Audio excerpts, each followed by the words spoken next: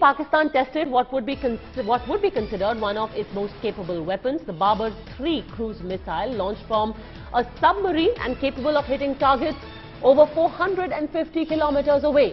This video of the Babur-III being launched from an unidentified submarine platform was officially released by Pakistan's state press service and lauded by the country's military.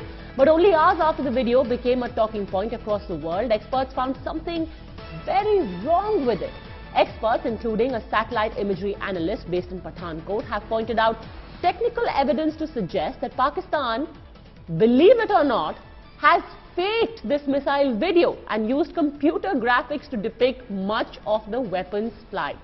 These counter tweets, now more viral than the missile video itself. This expert, who prefers to remain unidentified, has used geolocation and map coordinates to establish that the missile in the video is moving at a speed of 6,750 kilometers per hour, a devastatingly high hypersonic speed, physically impossible for such a weapon system. The expert alleges that Pakistan has insidiously used a computer-generated image of a missile over the background. With Pakistan celebrating the Babur-III missile test, the big question now is, was it all just a fake?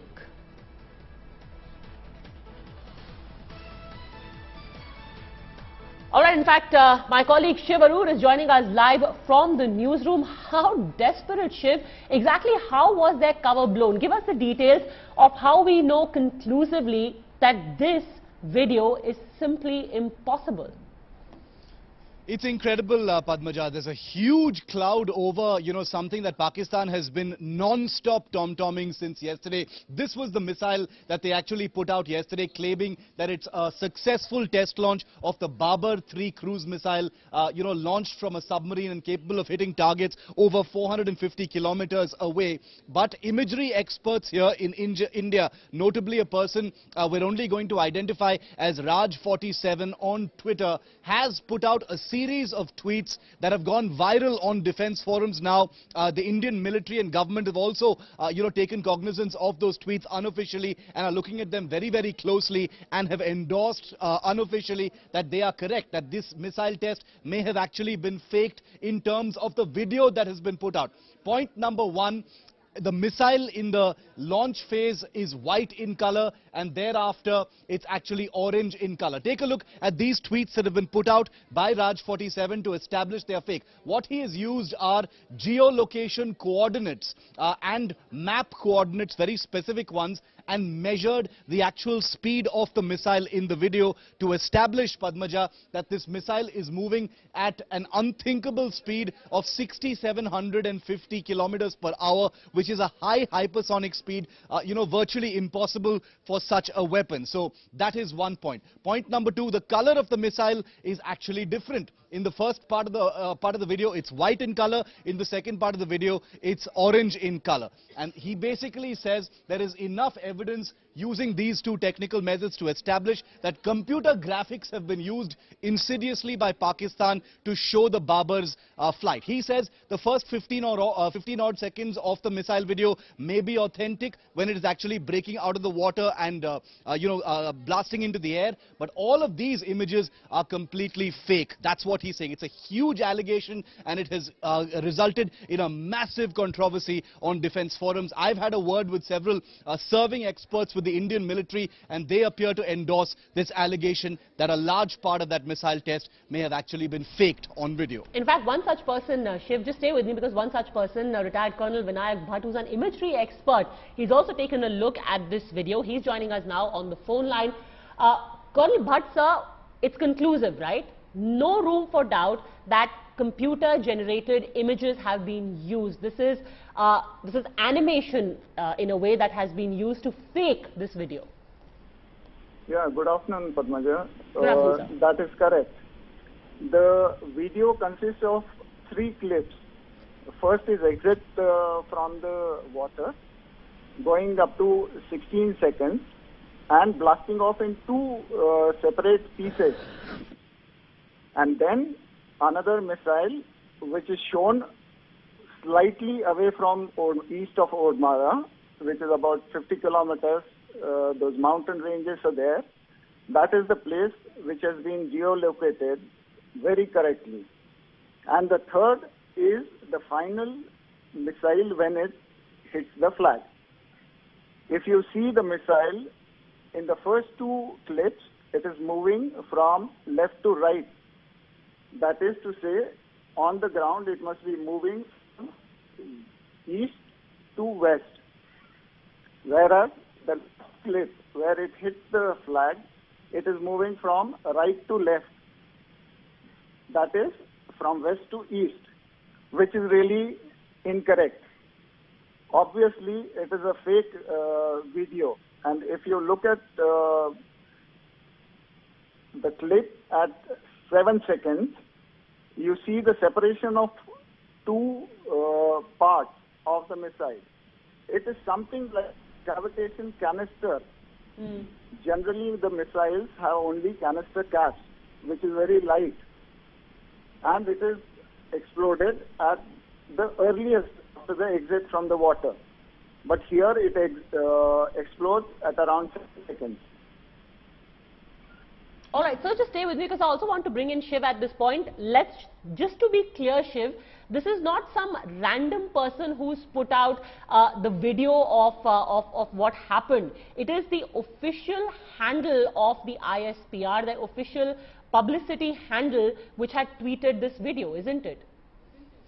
Absolutely correct. And, you know, very interestingly, Padmaja, shortly after this Twitter user, Raj47, actually put out these tweets, the official handle of the Pakistan ISPR spokesperson followed that handle, Raj47, on Twitter, actually followed that handle to take a look at these tweets more closely. So there are celebrations on in Pakistan, huge amount of pride over this weapons test. But these tweets by Raj47 on Twitter are going viral even more than the Babur, video itself that was on Twitter and on Facebook, principally because it shows Pakistan in very, very embarrassing and poor light. Not only is Pakistan, constantly chided for using Chinese-made missiles, not being able to develop its own weapon systems, but this has to be the heights of, trying to fabricate pride by using computer graphic imagery to fake a missile test.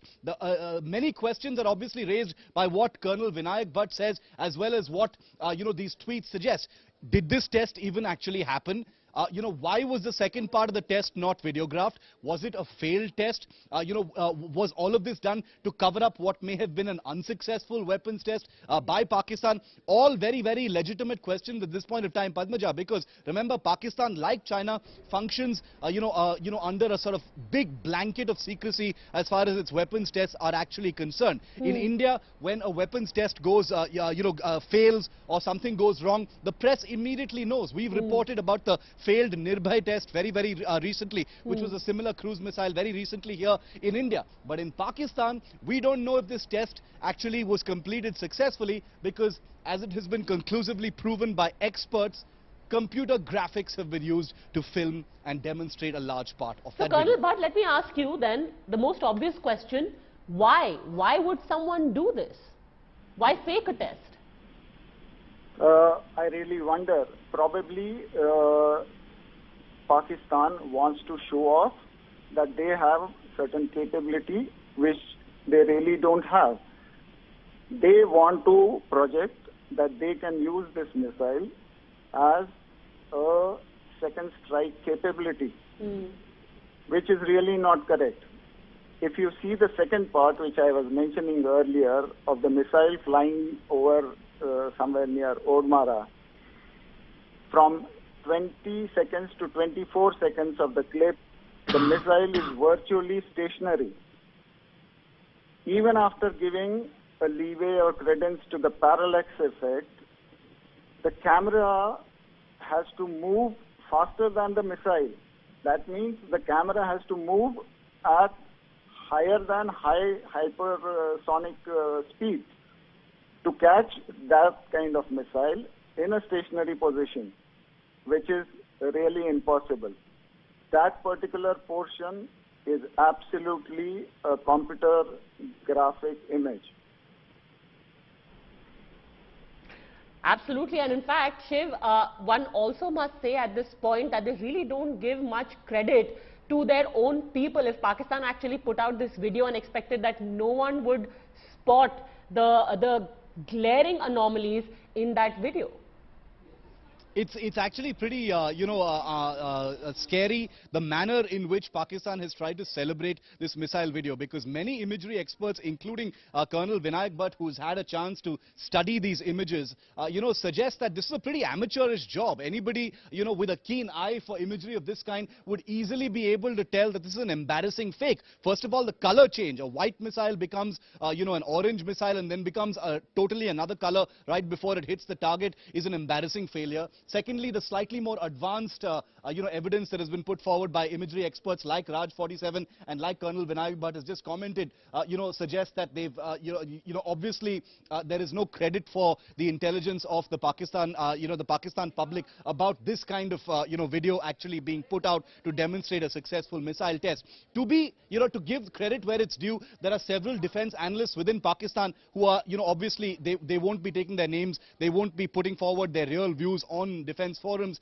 Padmaja, but I've been speaking to some of them and they say it does appear there is credence to the fact that, a part of this missile video could have actually been faked. But obviously there's fear about talking about it. You know what happens to, journalists within Pakistan, who say anything that goes against, a weapons test, anything sensitive like a cruise missile test of this kind. So I would be pretty skeptical about expecting anyone from Pakistan to actually agree with these tweets suggesting that the Babur-III missile test has been faked. All right, just stay with me because Sandeep Unnithan, Executive Editor, India Today, also is with us on the phone line now. Why was it so important for Pakistan to make the world believe, Sandeep, that Babur-III was a success? Well, Padmaja, if you've noticed in the last couple of days, there have been a few missile tests from India. We've tested the Agni-4 missile, which is nuclear capable, and it's a much more flexible missile as compared to the other Agni variants. So, there is a certain amount of signaling that was being done from our side. So, very clearly, the Babur-III was meant, was a response to that test, I would think. And in fact, they're signaling that now Pakistan has the capability to launch nuclear-tipped cruise missiles from the sea. Now, as you know, we already have a nuclear-powered submarine with ballistic missiles, and a nuclear-powered, nuclear-tipped ballistic missiles, the Arihant. Pakistan, through the test of the Babur-III, is now trying to convey the message that they have a similar capability on conventional submarines, which means that they have a fleet of 6 conventional submarines. Now, all of these can be equipped with the Babur-III missile, but very clearly with the kind of, the innovative editing and splicing, which is, brought the whole, which is, we're questioning the credibility of the video that they put out yesterday. That is, the test